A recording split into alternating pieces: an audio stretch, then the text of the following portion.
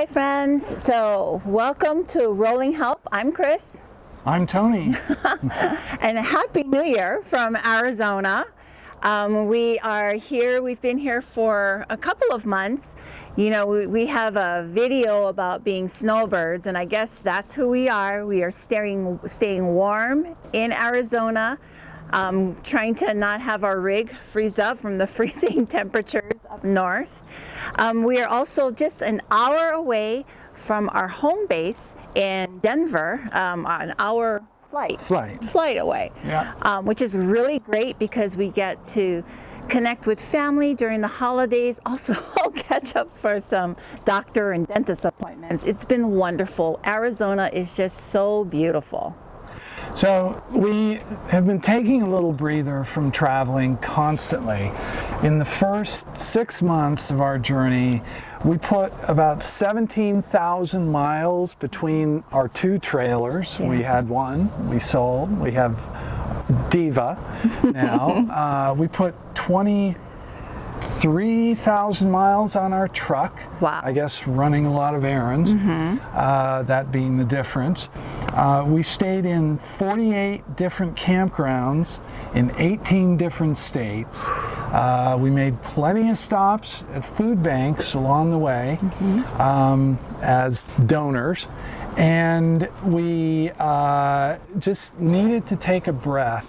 And this was a perfect place to accomplish everything that Chris was alluding to stay warm, to catch up on life, really, with our base in Denver. Right. So what we want to talk to you today about is a big issue to us, and that is RVing with a purpose. That's huge. Yep. So we're going to tell you about our purpose, but more importantly to you, it's why we believe that a purpose is so important. So let's talk about what full-time RVers are up to.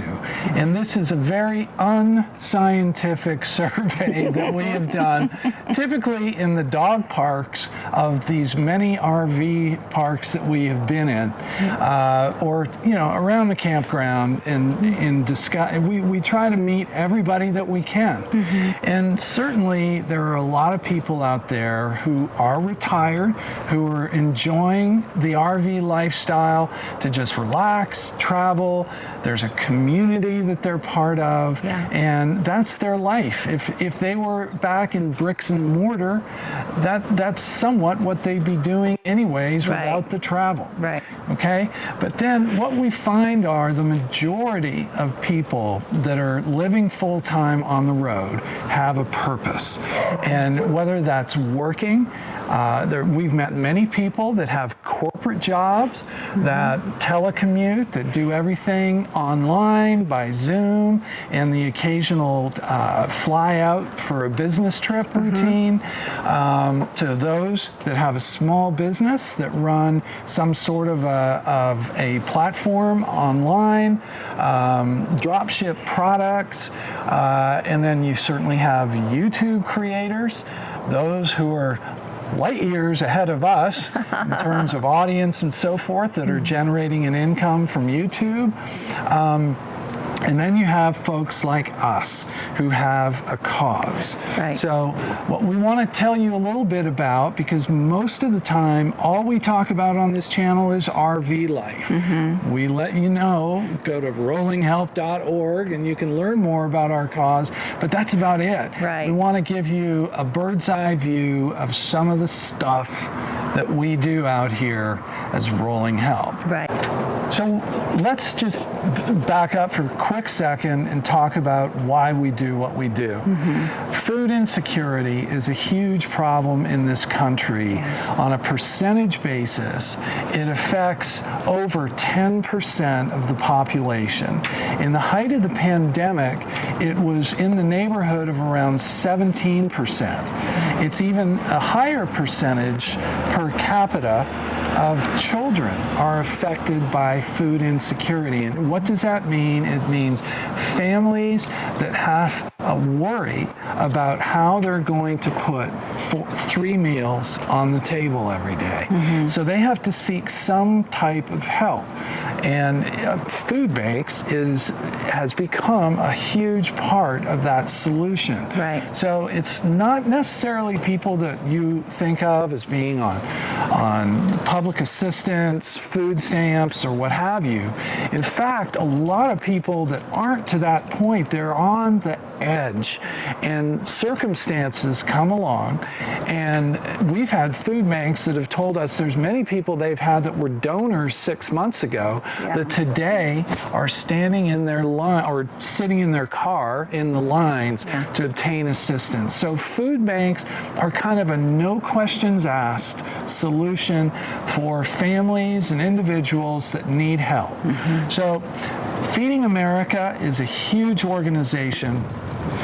Their prediction for the coming 12 months is not necessarily dire, but it is something that really requires our attention. So we chose to address the needs of the small town food banks, not those that have the huge public support of urban food banks and pantries, but the small town food banks that we're going to see that you're going to drive past when you're out on the road traveling in an RV.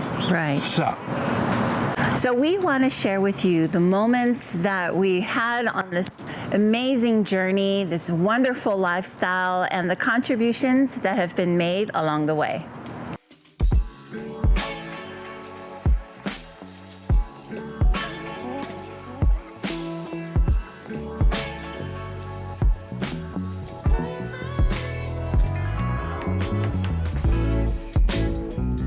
We've been so fortunate in our lives that we've been able to travel this incredible country and see a huge chunk of America.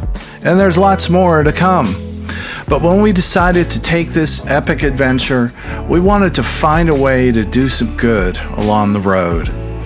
So in mid-2019, before the pandemic started, we created the Rolling Help Foundation, which is a fully approved 501c3. That meant that those of you who have contributed to Rolling Help are able to deduct your donation from your income. Our mission is to provide financial support and a voice to the food banks of small towns across this country. And what Chris and I learned in no time at all is that there are food banks in just about every community in this country, both big and small, and those that are located in small towns need help disproportionately because, let's face it, their donor base is simply much smaller than food banks and pantries located in larger cities. We chose food insecurity because this country has been very good to us, but there are simply far too many families in America who struggle with putting 3 meals on the table than there should be. We've been very privileged to be able to donate to these amazing organizations with your help, and we've also had the honor of meeting and speaking with some of the volunteers as well as those directors who tirelessly run these organizations. Here's a brief interview we recently had with the executive director of a food bank in Arizona. Hi folks, we are at the Superstition Food Bank today with Myra Garcia, who is the executive director.